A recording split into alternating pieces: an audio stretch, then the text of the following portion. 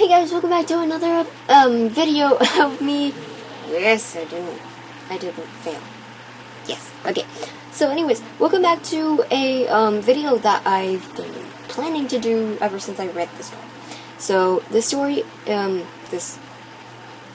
story is called T42 7 Minutes in Heaven, Minute version. So if you don't know what 7 Minutes in Heaven is, it's basically a game that's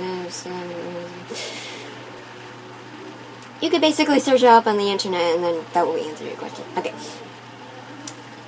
So this game isn't, this story is basically kind of sad, but it's heartwarming at the same time.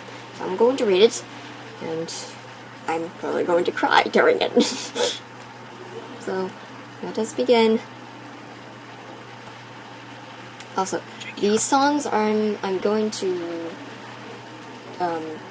the songs that I'm going to use are all made by Daughter. So let's begin. You bite your bottom lip nervously as you look between the medic and the spy, the only two mercenaries who are yet to be paired off.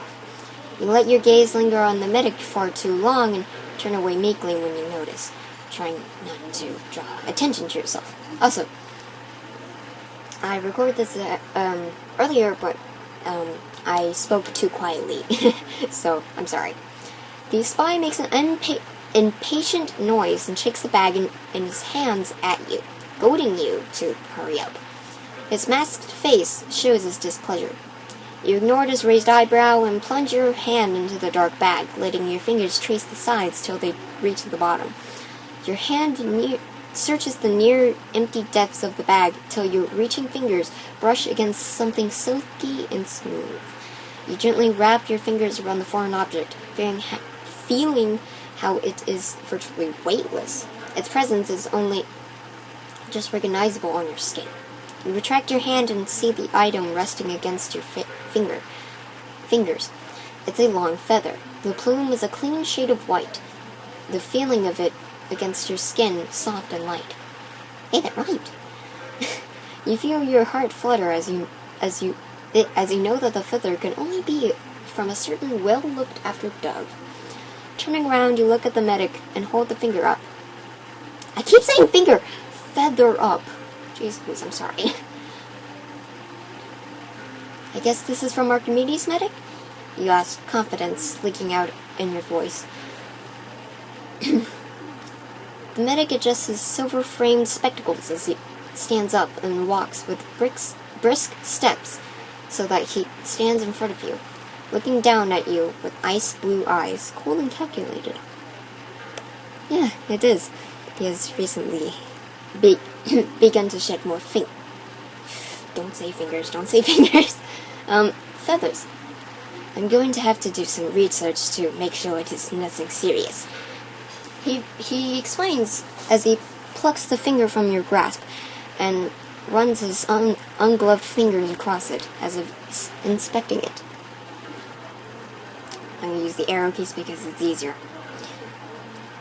You don't realize that you have been doing your own inspection of the medic till you hear a rather impatient sound as the spy clears his throat, and you look away to see him holding the door to a makeshift closet open, watching you and the medic expectantly. If you're quite ready, the spy comments pursely as you walk past him and through the doorway. As you step inside, you can see the assortment of items littering the ground and see where other people have been. You jump when you feel a hand on your shoulder and turn around, ready to slap the hand from your shoulder, only to see that it's the medic. Not anything. Stay with me, yeah? The medic instructs, keeping a hand on your shoulder and giving you a gentle push with the other. You step further inside, feeling your face burn as you feel the warmth of the medic's hands seep through your t-shirt. When the medic feels that you have gone far enough, he stops you and gestures for you to take a seat. You both settle on a patch of floor that is the least cluttered, and the medic turns to the doorway. You can shut the door now, her spy. He instructs the spy, who closes the door even before medic has finished speaking.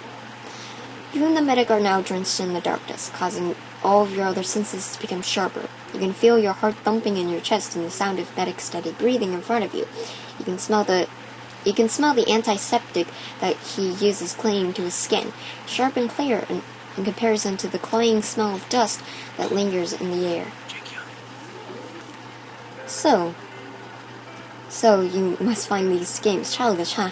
You say meekly, wringing your hands together nervously, unsure of how to act. You hear the medic chuckle lightly before he answers you. Not at all. It was during Francis in university that I met my wife. He explains, chuckling again. You feel your heart sink. You have a wife? You ask, your voice stuttering ever so slightly. I did, but... Nine. Not anymore. He sighs, and you lean forward, concerned. But you began, but the medic interrupts you. It was not so long before I joined Blue, if I remember correctly. He begins. Oh yeah, arrow keys. He begins, his voice sounding as if he is far away in his thoughts. I'd moved to America with my wife, so that we were closer to her sister and family. We both felt it would be a fresh start after living in Germany during the war. He explains, and you listen intensely, eager to learn more about the usually formal German. We had both learned English in Germany, which managed to give us jobs very quickly. She worked in the social secondary school teaching biology. I got a job at the town's hospital as a doctor. After a few months passed, after our arrival in America, Astrid began to wake in the morning with nausea. It was then that we realized she was pregnant. He paused for a moment before continuing. We were overjoyed at the prospect of becoming parents. The 9 months passed in a blur of excitement and preparations for the baby's arrival. You can feel yourself smile, despite your original worries, hearing the happiness in his tone, but your smile falters. When you hear the happy note, his voice subsides, he continues.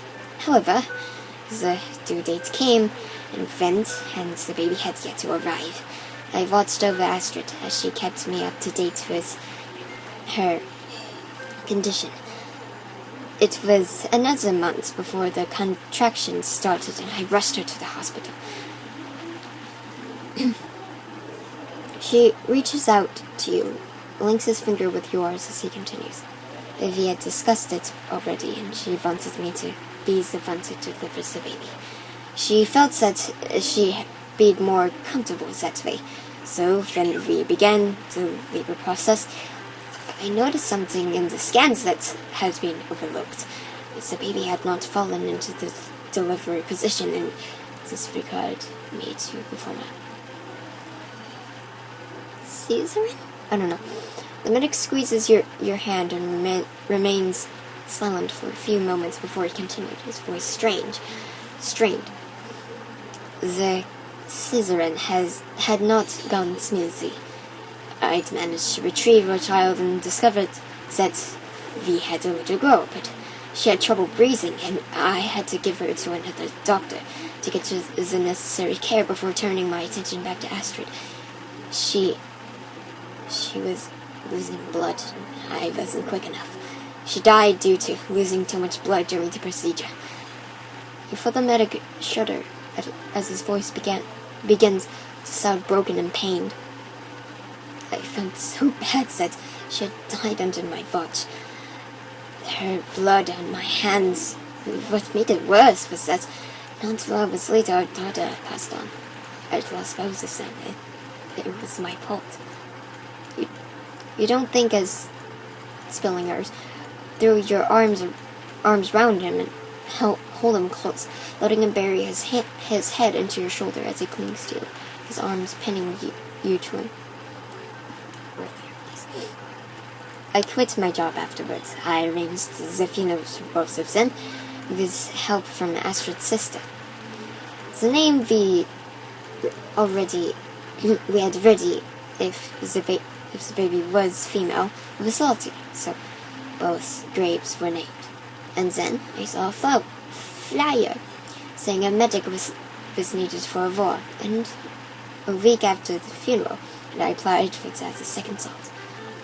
You gently rubbed your fingers through his hair, stroking it smoothly as your other hand traces the muscle from his back reassuringly. Danke, min Liebe. Also, that's German for thank you, my dear. He murmurs as he pulls away from you and presses an awkward kiss to your forehead. You don't have time to register what he had done till light floods the small space, and you can see the spy lingering in the doorway.